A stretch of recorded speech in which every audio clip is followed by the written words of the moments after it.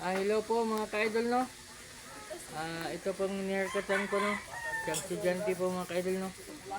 Ito po yung gusto niyang haircut mga ka-idol, no. Yung low taper fade po.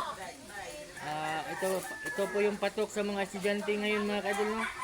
Low taper fade po. Yung kunti lang po yung bawas sa tagiliran po. At saka ano, maganda naman po siya tignan kasi malinis din yun sa mga bata, no. Ito po yung usong haircut ngayon mga ka-idol, no. Ito po yung patok sa mga kabataan ngayon, mga bata ngayon mga ka-idol.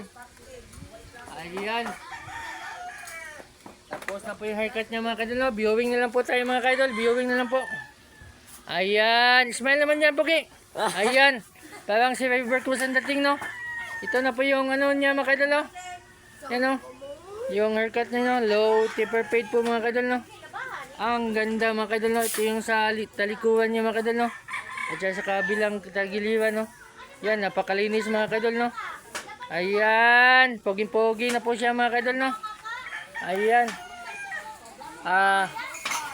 Okay na po yung haircut natin mga ka-idol, no. Napaka-pogi niya na po mga ka-idol. Maraming salamat mga viewers at saka followers. I love you po sa inyong lahat. Maraming salamat din Boss Meta.